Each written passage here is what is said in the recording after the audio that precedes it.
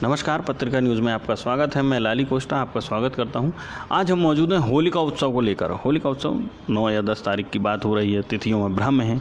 वैसे 9 तारीख की रात को दहन होगा और 10 को धुरेड़ी रंगोत्सव होगा, लेकिन फिर भी कई मुहूर्त और उसको तारीखों को लेकर भ्रम रहते हैं। पंचांगों में अलग अलग बातें होती हैं कई बार, जो आम जन को समझ नहीं आती।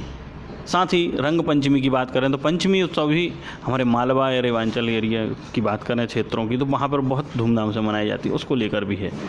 राशियों पर होली क्या प्रभाव करेगी, किसके रंग रंगीन और चटक होंगे और किसके फीके रहेंगे, उस पर भी हम चर्चा करेंगे। तो आइए हम आज पर एक बार फिर स्वागत करते हैं ज्योतिषाचार्य श्री सचिन देव महाराज जी का, और उनसे जानते हैं सबसे पहले होलिका दहन मुहूर्त, और उसके बाद हम आगे की चर्चा शुरू करेंगे। पंडित जी, आपका बहुत बहुत स्वागत है। बहुत बहुत स्वागत। पहले तो पत्रिका परिवार और संपूर्ण जो लोग इस एपिसोड को देख रहे हैं उनको होली के पावन पर्व की बहुत बहुत हार्दिक शुभकामनाएं।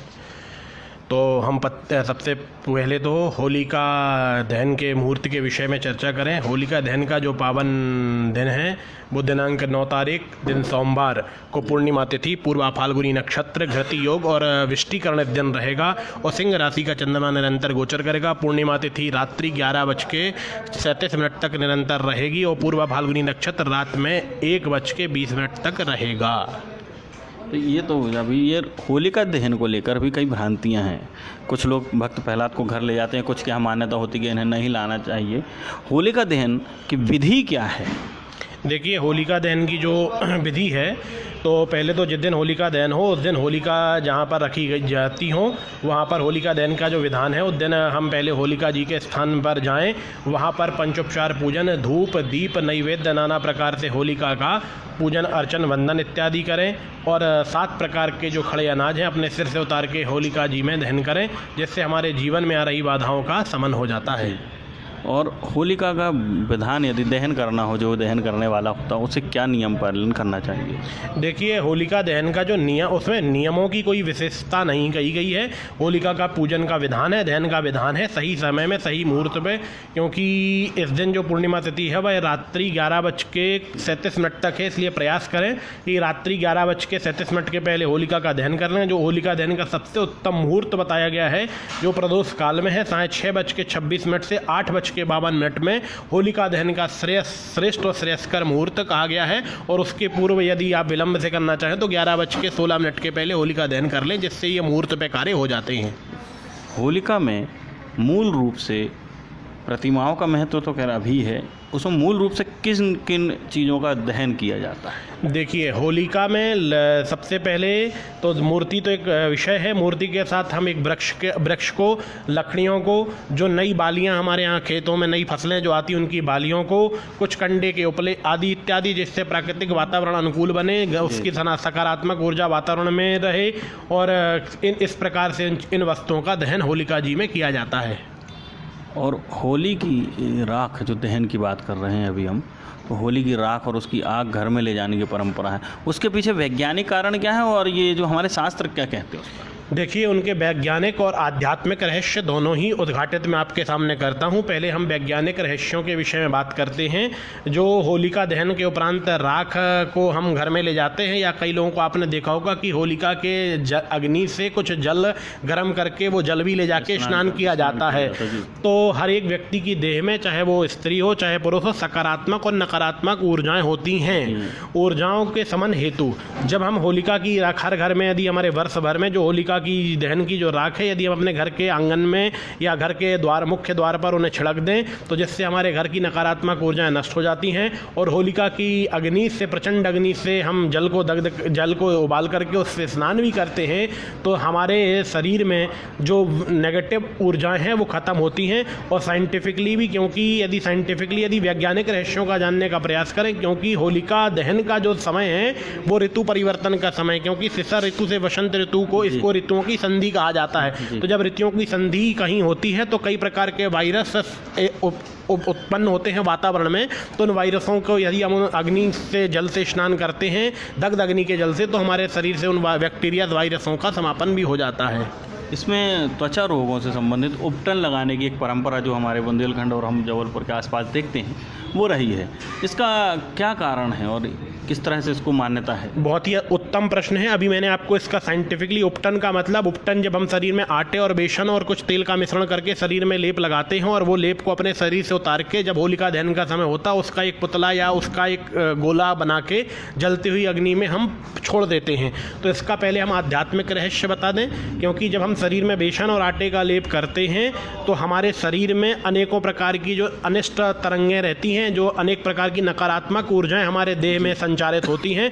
जब हम आटों का लेप करके अपने शरीर से उन आटों को लेप को उतार के जलती हुई अग्नि में दग्ध कर देते हैं तो हमारे शरीर से नकारात्मक ऊर्जाएं खत्म होती हैं, सकारात्मक परिणति होती है, व्यक्ति को किसी प्रकार की नकारात्मक बाधाएं वर्ष भर नहीं होती हैं। इसका पुनः साइंटिफिक रहस्य में आपको वैज्ञानिक रहस्य समझाने का प्रयास करता हूँ।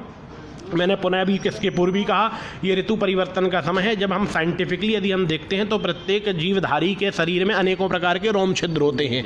तो जब हम आटे और बेसन का लेप करते तो हमारे शरीर के रोम छिद्र खुल जाते हैं। रोम छिद्र खुल जाने से व्यक्ति स्वस्थता, आरोग्यता, निरोग्यता का विषय महसूस, जमा कीटाणु या गंदगी है निश्चित तौर पर गंदगी बाहर निकल आती है और अग्नि में दग्ध हो जाती है, जिससे व्यक्ति वर्ष भर किसी प्रकार के शारीरिक कष्टों से उसको शारीरिक कष्ट नहीं होते हैं। जी, बहुत अच्छा बताएं। हम बात करें अब धुरेड़ी की ओर बढ़ते हैं। धुरेड़ी के दिन किस तरह से पूजन किया जाना चाहिए और क्या बना के, जैसे हमारे यहाँ आग लाते हैं हम लोगों की, अभी जो यहाँ हम स्थानीय परंपरा की बात करें तो होली की अग्नि लाकर घर में गक्कड़ भरते बनाया जाता है, उसका क्या कारण है और उस तरह से किस तरह की परंपरा है?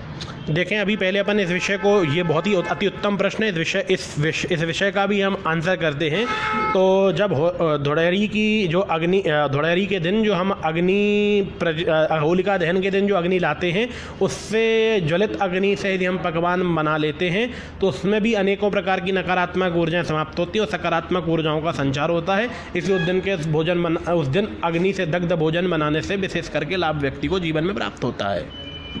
धुरेड़ी के दिन किन रंगों का प्रयोग बताया गया है शास्त्र संगत? जैसे हम सबसे ज़्यादा जानते हैं कि होली का त्यौहार लेकर सबसे शुभ माना जाता है, तो बांके बिहारी जी राधा कृष्ण की होली से ही ये त्यौहार की शुरुआत मानी जाती है। वहाँ की शुरुआत शास्त्रों में मिलती है हमें, तो किस तरह के रंगों और किन चीज़ों से होली मनाने की बात कही गई है? देखें, अनादिकाल से सृष्टि के सृजन के समय से, जब से भगवान श्री कृष्ण और राधा जी, यानी जब से होली का पावन पुनीत पर्व हुआ है, तब से हमारे यहाँ रंगों की विशेष महत्वता बताई गई है। और रंगों के लिए भी ये कहा गया कृत्रिम रंगों से होली, ये तो अभी आधुनिकताएं, भौतिकताओं में अनेकों प्रकार के केमिकल रंगों का प्रयोग होने लगा है, अपभ्रंश है। ये हमारे यहाँ किसी प्रकार के कृत्रिम रंगों का प्रयोग नहीं होता था। आपने सुना होगा पहले टेसू के फूल, जिनको हम पालास भी कहते हैं, इस समय में टेसू और पलास का फूल प्रचुर मात्रा में प्राप्त होता है, बसंत ऋतु में बहुत अधिक मात्रा में प्राप्त होता है।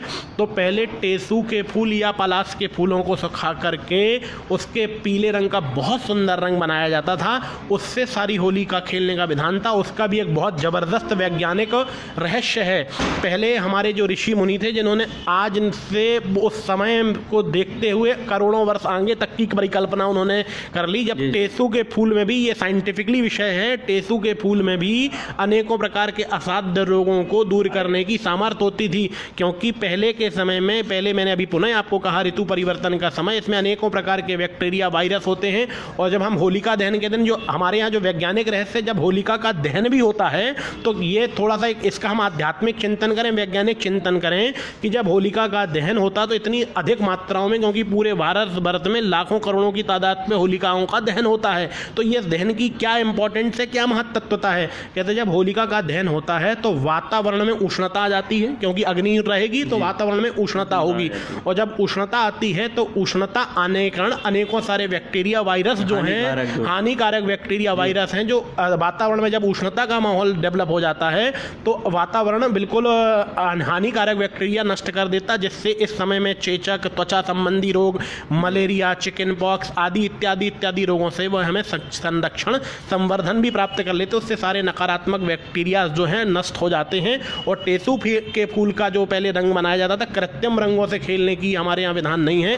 टेसू अर्थात पलास के फूलों का जो रंग से हम होली खेलते थे, उससे भी हमारे त्वचा संबंधित, क्योंकि उसमें भी रोग प्रतिरोधक क्षमता जबरदस्त पाई जाती है, तो जब शरीर में वह रंग लगता था तो उससे हमारे शरीर के अनेकों प्रकार के रोगों का दूर होते थे। इसका ये वैज्ञानिक रहस्य है और आध्यात्मिक रहस्य भी है, क्योंकि वह रंग कभी किसी प्रकार का नुकसान नहीं करता, इसलिए इसका आध्यात्मिक भी बहुत जबरदस्त रहस्य बताया गया है। अब आते हैं मुख्य बात पर। तिथियों को लेकर भ्रम था तो मुख्य तिथि किस तारीख और किस मुहूर्त, तो 9 तारीख ही रहेगी या 10, क्योंकि अभी कई जगह ऐसी भ्रम स्थिति जो पूर्णिमा तिथि है वो प्रातः उदयकालीन तिथि दिनांक 9 तारीख को है, इसलिए तिथियों में भ्रमित होने की आवश्यकता नहीं है। होलिका दहन जो होगा वो दिनांक 9 तारीख को दिन सोमवार को होगा, और धुरड़ी का जो पावन पर्व है वो दिनांक 10 तारीख को मंगलवार के दिन मनाया जाएगा। 14 तारीख को पंचमी। बिल्कुल, इसके अनुसार नियम अनुसार पंचमी तिथि जो है, रंग पंचमी तिथि जो है वो 14 तारीख को मनाई जाएगी। अब आते हैं हम अपने दूसरे सवाल पर कि राशियों पर हर बार स्वाभाविक है, होली से साथ जैसे ऋतु परिवर्तन होता है, नव संवत्सर के आगमन के कुछ दिन पूर्व का मामला रहता है, 15 दिन पूर्व हम चलते हैं, तो इसमें किस तरह से इस होली पर असर पड़ने वाला है, राशियों का क्या प्रभाव होने वाला है? बहुत ही उत्तम प्रश्न है। पहले तो हम एक एक करके ये हमारा ज्योतिष से संबंधित एक ज्योतिषी प्रश्न है कि किस राशि वाले जातकों के कौन सा रंग का प्रयोग इस दिन करना चाहिए जिससे उनका वर्ष बहुत रंगीन रहे, उनके जीवन में आने ही समस्याओं का हल हो, निराकरण हो। मैं पहले एक एक करके संपूर्ण राशियों वालों को किस रंग का प्रयोग करना चाहिए ये प्रकाश आपके सामने डालता हूँ। पहले हम बात करते हैं मेष राशि वाले जातकों के लिए। मेष राशि वाले जातकों के लिए होली के दिन लाल रंग का प्रयोग करना चाहिए। वृषभ राशि वाले जातकों को श्वेत रंग का प्रयोग करना चाहिए। मिथुन राशि वाले जातकों को हरे रंग का प्रयोग करना चाहिए। कर्क राशि वाले जो जातक उन्हें क्रीम रंग का प्रयोग करना चाहिए। सिंह राशि वाले जातकों को गुलाबी रंग का प्रयोग करना चाहिए, और कन्या राशि वाले जातकों ने हरे रंग का प्रयोग करना चाहिए। तुला राशि वाले जातकों को क्रीम रंग का या श्वेत रंग का प्रयोग करना इनके लिए श्रेयस्कर होगा। वृश्चिक राशि वाले लाल रंग का प्रयोग करें। धनु राशि वाले पीत अर्थात पीले रंग का प्रयोग करें। मकर राशि वाले जो जातक हैं वो बैगनी अर्थात आसमानी रंग का प्रयोग करें। कुंभ राशि वाले काले रंग का प्रयोग करें, और मीन राशि वाले जो जातक हैं इस रंगों के त्यौहार को पीले रंग से मनावें।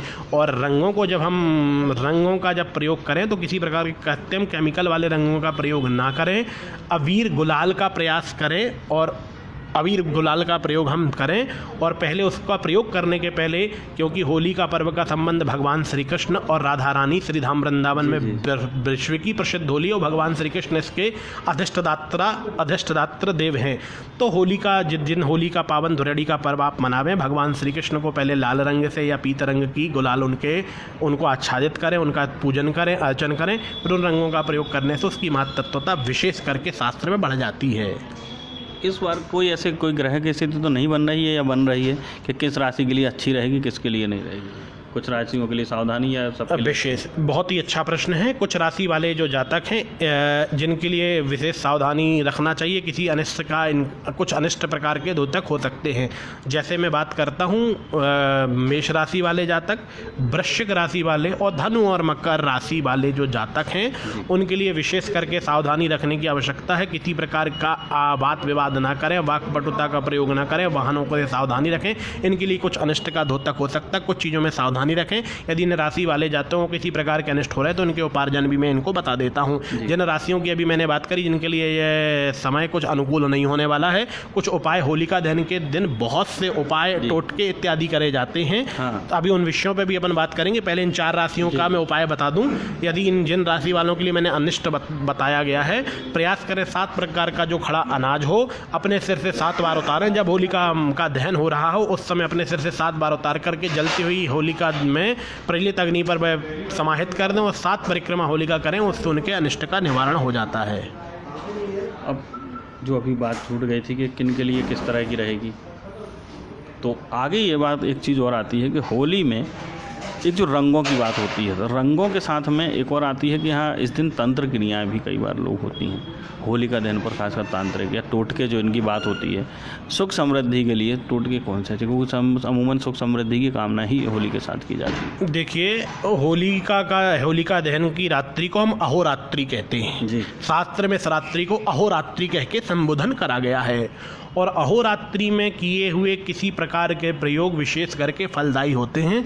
जो हमारे जीवन में असाध्य से असाध्य समस्याएं हैं उनको साध्य करने का बहुत कुछ रात्रियां विशेष शास्त्र में महत्वता रखती है, जिसमें ग्रहों की, करणों की, तिथि की, नक्षत्रों की धनात्मक ऊर्जाएं बहुत संचालित होती है, जिस समय में हम कोई भी कार्य करते हैं तो बहुत तीव्रता से सिद्ध हो जाता है। तो कई बार हम देखते हैं कई जातकों को या जातिकाओं को, कई लोगों को जीवन में असाध्य रोग हो जाते हैं, उनके रोग का निवारण नहीं होता है, दवा उनको शरीर में लगती नहीं है, शारीरिक व्याधियों से वे ग्रसित रहते हैं। होलिका दहन के दिन आखिर वे ऐसा कौन सा प्रयोग कर लें जिसके कर लेने से उनके जीवन से रोगों का, असाध्य रोगों का निवारण हो जावे। मैं आपको एक प्रयोग बताता हूँ। होलिका के दहन के दिन एक हरे रंग का एक धागा लें, अपने सिर से 7 बार नाप लें, सिर से पैर तक 7 बार नापें और नपे हुए धागे के साथ उसमें काली उड़द और पीली सरसों के और काली हल्दी के 2 दाने आप ले लें और उसे अपने सिर से 7 बार उतार ले में, यानी उतार ले में। फिर होलिका के दहन के समय जाके अपने रोगों के पहले होलिका का पूजन अर्चन वंदन इत्यादि करें, अपने रोग निवारण की कामना वहाँ पर कर सकते हैं। और होलिका दहन के समय उन वस्तुओं का उसमें दहन कर दें और 7 परिक्रमा होलिका की करके अपने रोग निवारण की कामना करके आ जावे। उनके जीवन से असाध्य रोगों की उन्हें साध्यता प्राप्त हो जाएगी। क्षमा चाहेंगे। तो और इसके अलावा भी कई लोगों को जीवन में कई प्रकार की तकलीफ़ों का सामना निरंतर करना पड़ता है। ऐसे कौन से उपार्जन हैं, कई लोग हमारे को चर्चा करते हैं कि हमारे जीवन में अनेकों प्रकार की समस्या आ रही हैं, शारीरिक आर्थिक मानसिक रोगों से, हम शारीरिक आर्थिक मानसिक समस्याओं से निरंतर हम परेशान हो रहे हैं। आखिर होलिका दहन के दिन ऐसे कौन से उपाय कर लें जिसके करने से हमारे जीवन से शारीरिक आर्थिक मानसिक समस्याओं का निवारण हो जाता है। तो बहुत ही अच्छा ये मैं एक टोटका उस दिन होलिका दहन के दिन का आपको बताता हूँ। यदि हमारे जीवन में शारीरिक आर्थिक मानसिक निरंतर परेशानियाँ बन रही हैं तो हमारे यहाँ शक्कर की मालाएं बनाई जाती हैं, शक्कर की मालाएं बनाई जाती हैं। उन शक्कर की 4 मालाओं को ले लें, एक आप अपने पितर के नाम से, पितृ देवता के नाम से, एक अपने इष्ट देवता के नाम से, एक होलिका के नाम से और एक अपने परिवार की समृद्धि के नाम से। ऐसी 4 मालाओं को ले लें, चारों मालाओं को ले जाकर के होलिका में समर्पित करें और एक चहुमुखी दीपक, 4 मुख का दीपक, 4 तरफ जिनकी बत्तियां हों उन्हें वहाँ पर प्रज्वलित करें और अपने शारीरिक आर्थिक मानसिक कठिनाइयों की असाध्यता को दूर करने की कामना करें। इससे आपके जीवन से शारीरिक आर्थिक मानसिक परेशानियों की निवृत्ति आपको प्राप्त हो जाती है। एक सवाल आया है हेमंत दुबे जी का। वो पूछते हैं कि उनकी बेटी 3 वर्ष की है, हमेशा सर्दी जुकाम बना और बीमार रहती है, उसके लिए क्या कोई इसमें रोगों के लिए करे? बहुत ही उत्तम प्रश्न है। होलिका दहन के दिन हेमंत जी आप अपनी बेटी को, अभी हमने थोड़ी देर पहले भी आपको बताया कि जिन भी जातकों को अनेकों प्रकार के रोग ग्रसित हो रहे हैं, जब होलिका दहन हो जावे उसके अंगार जो है आप अपने घर से एक जलपात्र ले जावे, उस जलपात्र को ले जा करके अग्नि के अंगारों से प्रज्वलित कर लें, उनको उस जल को उबाल लेवे और उस जल को उबली हुई स्थितियों में अपने घर में लाएं और अपनी बेटी को उस जल से स्नान करावें। उस जल से स्नान करने मात्र से उसके जीवन से अनेकों प्रकार के रोगों से उसे निवृत्ति प्राप्त हो जाएगी। कुल मिला के ये समझ में आया, आपने शुरू से अभी तक बताया कि सबसे प्रमुख त्यौहार ये, चूँकि संक्रमण काल होता है, ऋतु परिवर्तन होता है और त्वचा संबंधी सबसे ज़्यादा बीमारी होती है, तो होलिका दहन एक ऐसा है त्यौहार है होली का जो त्वचा से संबंधित रूप, काया के लेकर, काया जिसकी बात करें तो काया को लेकर इस पर वैज्ञानिक और शास्त्र दोनों मानते हैं इसको। काया का तो ठीक है, परंतु इस ऋतु परिवर्तन में अनेकों प्रकार की ज्वर, जिसमें मलेरिया, चेचक, टाइफाइड, ये भी संक्रमण काल जो है, संक्रमण काल, तो ये भी रोग त्वचा के साथ भिन्न भिन्न प्रकार के अन्य रोग भी होते हैं। तो उन सारे रोगों से दूर करने के लिए त्यौहार है। बिल्कुल, वैज्ञानिक मान्यता दोनों का एक पूरक है और एक तालमेल है। बहुत बहुत अच्छी बात आपने बताई। तो हमारे दर्शकों को थोड़ा सा विलम्ब हुआ, उसके लिए क्षमा चाहेंगे। और पंडित जी ने जिस तरह से बताया कि कुल मिला के त्यौहार है प्रकृति परिवर्तन का, हमें प्रकृति के साथ में समझना होगा, केमिकल रंगों का उपयोग ना करें और हो सके तो असहाय वृद्धों या पशुओं को भी किसी प्रकार की हानि ना पहुंचाएं। रंगों से कई बार उन्हें दूसरी परेशानियां हो जाती हैं। तो हम सबकी ओर से, पत्रिका परिवार की ओर से आप सबको होली की पुनः शुभकामनाएं और आपकी होली मंगलमय हो। और हमें लगता है कि आपको ये जानकारी आपके लिए बहुत लाभदायी होगी। तब तक के लिए नमस्कार, बहुत बहुत धन्यवाद पंडित जी। बहुत बहुत धन्यवाद, पुनः सबको बहुत बहुत। चलिए, मैं आप ही मुझे आज्ञा दीजिए, मैं फिर मिलूँगा आपसे। नमस्कार।